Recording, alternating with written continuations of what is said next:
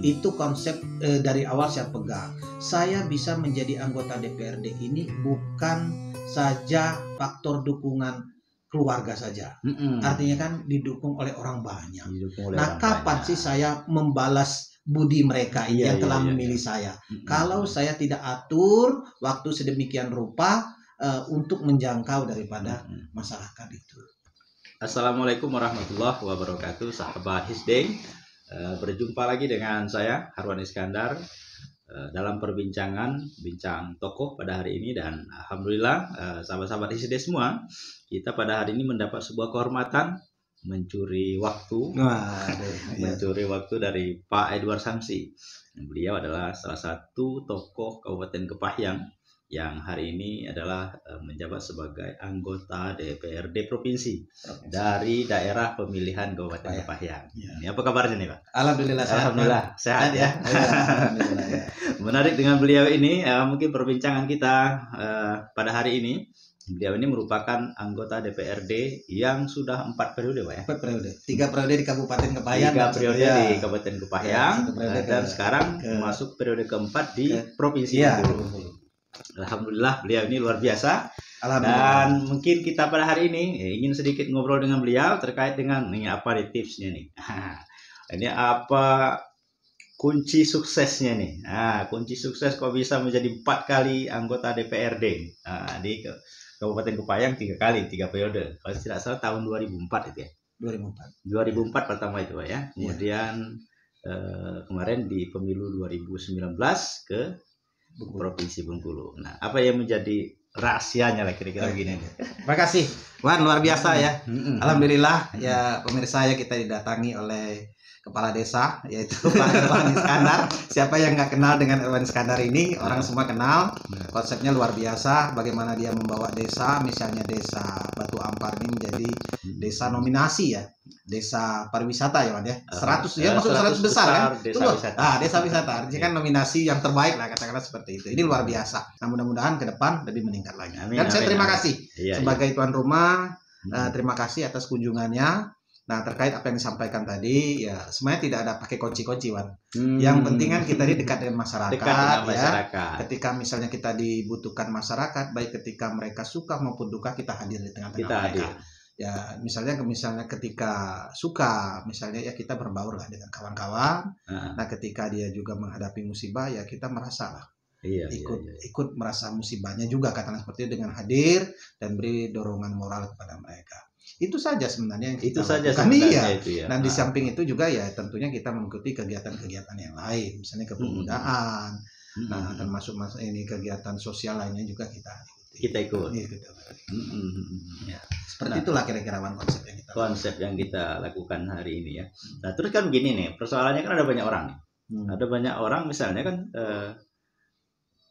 sukses di periode pertama nih, kemudian di periode kedua kan hilang kan begitu nih. Ini kan artinya kan ada sesuatu yang sulit sebenarnya kan begitu.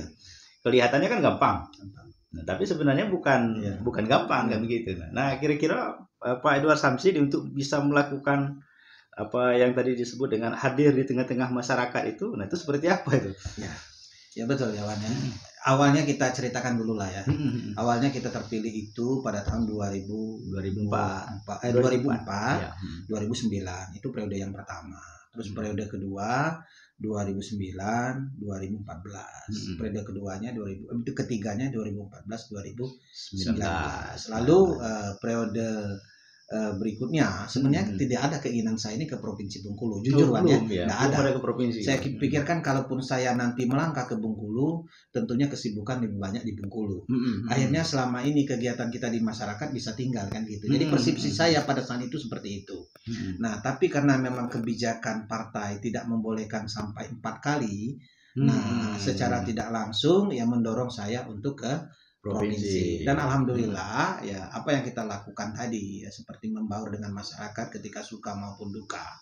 Ya tentunya kita harus peka juga terhadap persoalan masyarakat. Ketika mereka membutuhkan ya kita bisa membantu walaupun dengan kemampuan apa adanya. Tapi ya kita membantu kan seperti kita membantu. Betul. Kalau menyesuaikan waktu nih. Nah, saya kira enggak masalah ya, enggak masalah. Kalau orang mengatakan bahwa waktu ini sibuk di kantor, itu salah, itu sekedar cari-cari alasan. Nah, ya benar, sebenarnya sekedar cari alasan. Sebenarnya kita bisa. Umpamanya kalau 5 hari kerja, masih ada waktu Sabtu dan Minggu. Masih ada kan seperti itu. Kan artinya kalaupun kita menyapa ke masyarakat, kalaupun kita turun ke bawah, masih ada waktu 2 hari. Nah, di samping itu juga 5 hari kita kerja, ini kan enggak sampai sore. Malam kan masih bisa kita hadir masyarakat kan, misalnya kita bisa menghadiri pesta perkawinan, pada malam hari kita bisa menghadiri musibah, bisa juga kita menghadiri kegiatan Karang Taruna, Risma, pengajian kan seperti itu. Nah, kalau dikatakan bahwa tidak sempat itu dibuat-buat ya kan seperti itu. Karena tidak mungkin tidak sempat. Tidak mungkin, karena kita kan tahu persis ya, kita tahu betul bagaimana kita bersosialisasi di masyarakat. Kita kan tinggalnya di kampung. Tahu kita bahwa apa kegiatan di kampung ketika ada malam hari. Kalaupun kita tidak sempat, lucu. lucu. Ya karena kan begini, anggota DPR itu adalah representasi masyarakat atau masyarakat. Itu yang saya pegang. Itu konsep dari awal saya pegang. Saya bisa menjadi anggota DPRD ini bukan saja faktor dukungan keluarga saja, artinya kan didukung oleh orang banyak. Kapan sih saya membalas budi mereka yang telah memilih saya? Kalau saya tidak atur waktu sedemikian rupa untuk menjangkau daripada masyarakat itu. Tapi konsekuensinya memang capek. Ya capek, siapa yang kan gitu. Dan satu hal, saya sering berpegang karena kita sering memfasilitasi beberapa orang ustadz di dalam ceramah mereka. Bagi di antara kita manusia nih yang sering bersilaturahmi, itu hadis Muslim itu ya, itu akan dipanjangkan umur. Ya, dibukakan pintu rezekinya dan diberi kesehatan. Nah, saya pegang itu. Nah, jadi kan kalau dikatakan capek itu tadi kan ada waktunya istirahat. Kan kita tidak full misalnya 12 jam malam hadir di tengah-tengah masyarakat. Kan hanya beberapa saat saja. Yang penting ketika mereka butuh kita hadir di tengah mereka kan seperti itu. Jadi secara psikologi, secara emosional dekat masyarakat kan gitu. Jadi masyarakat itu betul-betul merasakan kehadiran kita kapan pun gitu ya kan gitu. Nah, karena kan begini juga sahabat-sahabat HISD semuanya, Pak Edward Samsi ini tidak pernah tidak hadir itu. Kalau ada acara orang meninggal pasti ada. Kemudian orang pernikahan ada, ataupun di kegiatan-kegiatan sosial masyarakat yang lainnya. Kalaupun beliau tidak sempat hadir karena berbenturan acara, biasanya pasti ngirim wakilnya. Wakilnya seperti ini, Wan. Misalnya ketika acara takziah, biasanya kan kita hadir takziah bersama Pak Ustadz. Nah, ketika saya yang tidak hadir, Pak Ustadznya hadir. Kan seperti itu kan gitu. Karena begitu di desa saya itu kan sering misalnya acaranya walimah misalnya kan. Kemudian lagi acara ceramah takziah misalnya kan begitu. Dan itu biasanya disampaikan itu. Kami tadi bersama Pak Edward Samsi. Kalau beliau tidak hadir, pasti disampaikan. Beliau tidak berkesempatan hadir karena acara lain. Kan biasanya begitu. Ya, benar. Seperti malam tadi saja, Wan ya. Malam tadi itu ada beberapa titik ya. Misalnya ada di meninggal di Hujan Mas. Terus di Das Peta. Terus saya sudah ada janji acara ceramah walimah di daerah Kabawetan. Jadi 3 tempat ini kan tidak mungkin saya datang. Tidak mungkin. Paling saya bisa datang sebentar, lalu kita hadir ke tempat yang lain. Tinggal lagi kita memilih. Kalau memang ini sering kita datangi, ya kan seperti itu kan cukup kita wakilkan dengan Pak Ustadz. Nah, sementara yang jarang kita datangi dan memang dia memerlukan kehadiran kita prioritaskan untuk hadir. Nah, terus gini nih, komunikasi dengan para ustadz ini kan luar biasa nih.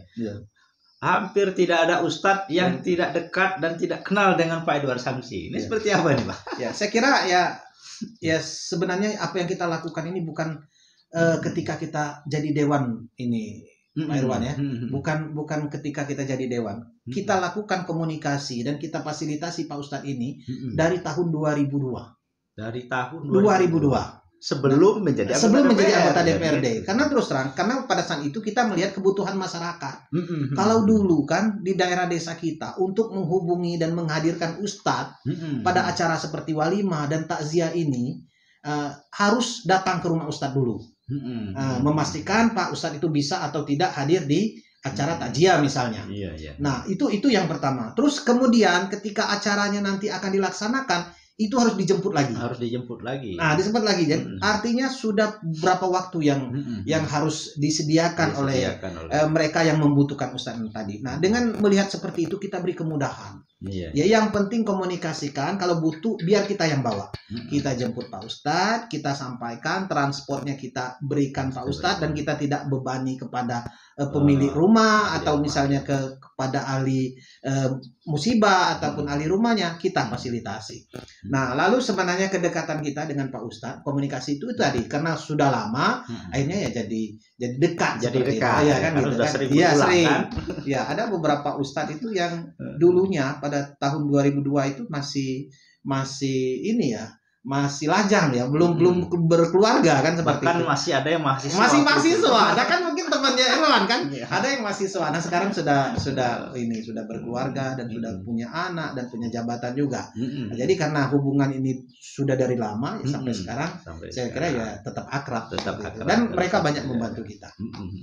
Nah, terus gini nih, mungkin Pak Edward Samsi, kan sering waktu nih berjalan terus meneruskan, kalau cerita soal politik ini kan tidak ada hal yang tidak mungkin, kan gitu. Tentu mungkin dalam jangka waktu ke depan atau melihat proses politik panjang di daerah ini lah. Kira-kira misalnya ada kemungkinan ini akan bergeser dari legislatif ke eksekutif. Misalnya kan gini nih. Iya. Karena begini, karena kan pemikiran-pemikiran yang dimiliki oleh Pak Edward, sayang juga misalnya kalau ini tidak sebenarnya terus terang bagi saya kalau memang itu ditakdirkan dan ditugaskan oleh partai politik, harus kita mempersiapkan diri. Seperti itu. Tetapi bagi saya dengan menjadi anggota DPRD ini saja, ya saya sudah bersyukur. Tadi sudah disampaikan bahwa tidak semua orang ya, seberuntung saya, katakan seperti itu kan, bisa menjadi anggota DPRD sampai 4 kali, 3 kali di kabupaten, 1 kali di provinsi. Nah, bagi saya itu sudah cukup. Nah, biarlah kawan-kawan yang lain yang punya kemampuan baik secara materi ya untuk ke eksekutif. Nah, kita cukup di legislatif kan, karena kita tidak punya kemampuan secara finansial untuk itu. Nah, kita cukup dengan sini, dan ternyata ya jadi dewan pun kita bisa berbuat untuk masyarakat. Ya bisa ya. Tinggal bagaimana tinggal kita lagi. Kenapa tidak bisa? Kita bisa membantu orang dari beberapa sektor. Misalnya dari sektor kesehatan, pendidikan, termasuk sektor-sektor yang lain. Artinya tidak harus jadi eksekutif pun. Nah, ketika jabatan diberikan kepada kita manfaatkan semaksimal mungkin yang kita bisa pergunakan. Ada fungsi penganggaran juga. Ada fungsi penganggaran kita kan, seperti itu. Dan luar biasa. Dan sahabat-sahabat Risde, satu hal yang saya salut dengan beliau sampai hari ini, karena sudah masuk 4 periode anggota DPRD, beliau masih tetap sederhana. Dan tetap welcome dengan siapapun, teman, saudara, masyarakat, semuanya boleh datang ke rumah. Boleh. Iya, jadi benar, Wan. Kita ini hanya tahun 2020-2021 ketika Lebaran kemarin, karena terkait masalah pandemi COVID-19 ya. Nah, di sini, Wan, kalau misalnya pada saat Lebaran itu tidak sepi, Wan. Tidak sepi. Saya kira ada yang membanding-bandingkan, berpikir kawan-kawan kita dari Kepayang ya, ramilah tempat Pak Edward dari rumah Bupati. Nah, ini kan seperti itu. Inilah yang saya syukuri juga, Wan ya. Ternyata masyarakatnya maunya seperti itu. Nah, makanya kita ya buka pintu selebar-lebarnya siapapun ya. Nah, kita sadar betul mereka menyampaikan persoalan, keluhan ya kepada wakilnya, memang idealnya seperti itu. Siapa lagi kan yang mereka percayakan? Mereka percayakan kepada kita itu dengan harapan bisa menolong mereka. Nah, lalu mereka tagih itu. Nah, dan itu wajar. Nah, makanya kita tinggal lagi ukur kemampuan kita kan. Yang jelas ya tidak banyak, sedikit kita bantukan seperti itu. Tapi dengan konsekuensi ini harus membagi rezekinya itu kepada masyarakat. Kepada masyarakat. Nah, makanya kita berbeda dengan kawan-kawan yang lain. Kalau kita seperti inilah, tidak ada perubahannya kan. Kalaupun dikatakan tidak ada perubahan, seolah-olah kita tidak bersyukur. Itu salah juga. Tapi artinya ya beginilah, Yang bisa ya, kalaupun misalnya ada rezeki ya kita sama-sama nikmati, kan seperti itu. Ya konsep saya seperti itu. Ya sederhana tadi misalnya ya bagaimana misalnya menghadirkan penceramah, hadir pada acara dan satu hal kan, gitu. Ada kepuasan tersendiri. Iya. Ya, ketika kita hadir di tengah-tengah masyarakat itu ada kepuasan tersendiri. Dan itu juga bahan evaluasi saya ketika di lapangan, ternyata mereka bukan saja senang kita hadir, juga memberi masukan. Sebagusnya kamu seperti ini, tetap jaga misalnya silaturahmi. Nanti kan masukan. Nah, kenapa mereka menyampaikan seperti itu? Mungkin selama ini ada juga wakil yang tidak seperti itu kan. Nah, makanya ya saya bersyukur ketika saya ke lapangan baik bersama Ustadz maupun tidak bersama Ustadz sekalipun, ada masukan itu menjadi bahan evaluasi saya, dan itu positif buat saya kan. Artinya kan menjaring aspirasi itu tidak mesti harus iya itu tadi ya. Jadi menjaring aspirasi itu tidak harus pada saat reses. Kalau reses hanya beberapa desa yang kita undang ya, dan hadirnya pun terbatas. Tapi ketika kita terjun ke masyarakat ya, mulai dari anak-anak, ibu-ibu ya, bapak-bapak misalnya kan, pemuda di sana, ada Risma, ada Karang Taruna. Mereka justru terbuka ketika menyampaikan persoalan ya, ketika membaur itu tadi. Tapi kalau acara-acara resmi kan terbatas mereka. Karena mereka juga sering kiku seperti itu kan. Nah, kalau dengan ini kan tidak. Mereka menyapa, kadang-kadang Edward aja, kadang-kadang anak Edward. Saya nggak masalah. Seperti itu. Itu tidak akan mengurangi apa namanya itu harkat dan martabat kita. Tidak kan itu ya. Kita dipanggil seperti itu, tidak kan ini ya. Iya. Nah, apakah misalnya gini nih, kebetulan sekarang Pak Edward Samsi juga merupakan ketua partai PDIP di Kabupaten Kepahyang. Nah, ini seperti apa nih misalnya menularkan apa yang hari ini dimiliki oleh Pak Edward Samsi, bagaimana misalnya membangun kedekatan dengan masyarakat. Yang pada prinsipnya adalah bagaimana masyarakat bisa menyampaikan sesuatu kepada wakilnya dan wakilnya bisa memperjuangkannya di parlemen, kira-kira begitu kan. Nah, seperti apa nih kira-kira pendistribusian konsep ini nih kepada kader-kader di... Sebenarnya kita sudah memberi pemahaman ya, khususnya kader, dan bukan saja kader di internal partai kita, tetapi dengan kawan-kawan anggota dewan lain pun kita sampaikan seperti ini. Nah, kenapa saya sampaikan seperti itu? Karena memang ini sudah menjadi tuntutan masyarakat. Ya, sering beliau menyampaikan itu tadi kan, bahan evaluasi saya sampaikan. Mereka sering menyampaikan ketika ini, cobalah Pak Edward ajari kawan-kawan yang lain, sehingga selama ini beban Pak Edward sedikit berkurang. Itu sampaikan mereka kan seperti itu kan. Nah, kita tetap artinya memotivasi kawan-kawan dan memberi pemahaman sesungguhnya wakil rakyat itu seperti ini ya, bukan misalnya setelah dipilih lalu duduk ya hanya berkutat pekerjaan di kantor, tetapi tetap harus kembali ya, terutama ke daerah masing-masing. Nah, kalau konsep itu kita tidak pernah tutup-tutupi dan kita berikan. Bahkan kita ajak secara bersama-sama kan, sehingga mereka juga bisa artinya ya merasakan apa yang sudah kita lakukan. Yang jelas ya itu tadi Pak Irwan ya, kita sering mengajarkan kepada mereka bagaimana kita tetap ingat kepada siapa yang memilih siapa yang memilih kita. Kan jadi begini masalahnya kan tuh Pak Edward. Biasanya masyarakat ini kan gitu tuh. Siapa yang datang itu yang jadi apa namanya itu jadi tempat marah nih. Tempat mencurahkan gitu kan. Nah, itu yang mereka yang nggak bisa terima kawan-kawan kita ini. Seharusnya nggak masalah kan. Iya, misalnya makanya ketika saya kalau resminya reses maupun acara-acara kegiatan lain, saya sering sampaikan silakan beri masukan kepada kami, sekalipun kritik bagi saya. Nah, kalau saya sampaikan terang-terangan, silakan sampaikan. Nah, orang kan nggak mau yang seperti itu. Makanya ya untuk menuju ke arah itu memang perlu sedikit dewasa, kawan-kawan kan seperti itu. Nah, kalau tidak itu tadi kejadiannya, oke, masyarakat sekali ya. Kedua, banyak contoh, udah ratusan orang kan gitu. Banyak kejadian. Ada lah misalnya masa-masa sulit lah ketika berinteraksi dengan masyarakat ini yang terasa berat kira-kira. Ada Wan, pasti ada lah. Misalnya ketika undangan tuh lebih dari 2. Ya, ada. Saya pernah satu hari 13 undangan. Satu hari 13. Ya. Nah, saya bisa datangi 12. Yang satu tidak, karena harus ke Bengkulu. Nah, kalau saya hadir di Bengkulu, tentunya ada yang jadi korban yang 12 itu tadi. Nah, saya fokuskan hadir di Kepahyang, mulai dari Kabawetan, misalnya daerah Keban Agung, Keban Karai, sampailah ke Curug. Jadi kita hadiri. Artinya bisa. Disitulah menurut pandangan saya yang saya rasakan memang sangat sulit. Orang ini mengharapkan saya ini kan datang. kan mengundang sampai ke sini, Wan, ya, sampai ke rumah kan, dengan harapan saya ini kan bisa datang ke kediaman mereka, kan saya memenuhi undangan itu tadi. Nah itulah sangat sulit yang saya rasakan. Bagaimana cara supaya saya ini bisa hadir? Hadir. Nah itu merasa otak betul tuh kan, yang mana kita dulu kan. Akhirnya kita buatlah semacam istilahnya ini apa tuh zonanya, rute lah katakanlah seperti itu. Yang mana misalnya kita ke Kabawetan, turunnya ke Pasar Ujung terus sampai ke situ, itu akhirnya kan. Nah ada memang misalnya tadi Bapak kan saya minta tolong sambutan, nah datangnya sudah sore kan nggak mungkin kan. Jadi kalau saya datang ke situ tempat sambutan misalnya, saya harus memutar arah saya ini kan, akhirnya kan lama kan? Dan bisa diantaranya yang mengundang yang tidak bisa saya jangkau. Nah itu yang sebenarnya yang agak sulit, agak berat ya. Atau mungkin bisa jadi dari kantor nih bisa nyampe ke rumah jam berapa? Bisa satu hari. Dan sering Wan. Jadi kalau saya ke kantor Wan, saya tahu bahwa ada orang meninggal, ada undangan yang harus saya hadiri. Jadi kalaupun saya ke kantor dulu, setelah itu saya pulang.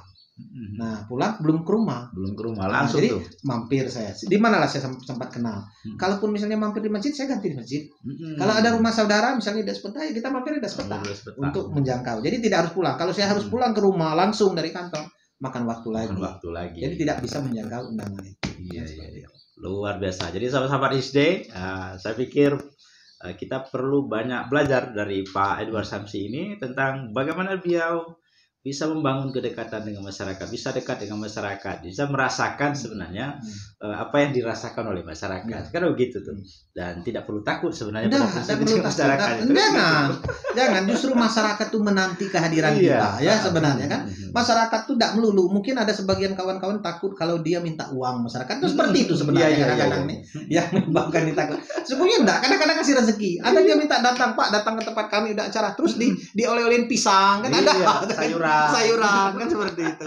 Jadi justru itu kan ini rezeki. Jadi tidak perlu takut, artinya ya memang harus kita dan sudah menjadi kewajiban kita. Paling tidak saya masih mengingatkan ada beberapa tokoh kita ya yang setelah dia meninggalkan jabatan akhirnya dikenang oleh orang. Itu yang saya inginkan ya. Tetapi bukan misalnya setelah meninggalkan jabatan dicaci maki orang, diumpat orang kan seperti itu. Tapi ya mudah-mudahan itulah akhir daripada misalnya jabatan kita. Ya paling tidak orang bisa mengenal Pak Edward dulu ketika menjabat jadi anggota DPRD, ya ketika diundang hadir, gitu sudah alhamdulillah. Paling mudah nih kalau dihubungi kan gitu. Gitu aja ya. Jangan sampai di akhir kita menjabat kesan. Mungkin itu yang disebut orang umur panjang itu. Insya Allah. Kalaupun sudah meninggal tapi namanya terus diingat. Iya, itu aja. Jadi sama-sama SD, demikian obrolan kita dengan Pak Edward Samsi. Kita belajar dari beliau bagaimana menjadi sosok yang baik di tengah-tengah masyarakat, menjadi seorang wakil masyarakat yang yang dicintai oleh rakyat dan dekat dengan rakyat. Dan tentunya begini, ke depan kita akan juga diskusi dengan beliau dalam momentum dan tema-tema yang lain. Dan kita doakan beliau terus sehat. Beliau ini juga dimudahkan rezekinya oleh Allah, dan tentunya dimudahkan semua urusannya. Kira-kira begitu. Terima kasih ya. Saya sekali lagi terima kasih atas kunjungannya sudah ke kediaman kami. Sekali lagi buat semua pemirsa, ya mudah-mudahan kita sama-sama berdoa. Irwan sehat, ya kita semuanya sehat, dimudahkan rezeki di umur panjang. Nah sehingga ya kegiatan kita seperti ini bermanfaat dan memotivasi yang lain. Bisa memotivasi. Nah, ada tujuan kita ingin menaikkan popularitas ataupun elektabilitas, Wan ya. Ini memang murni apa yang saya lakukan, apa yang saya sampaikan ini ya semata-mata itulah pekerjaan yang sudah saya lakukan. Mungkin itu. Oke, terima kasih nih Pak Edward. Terima kasih, tetap semangat, Wan. Ya, Assalamualaikum warahmatullahi wabarakatuh. Waalaikumsalam.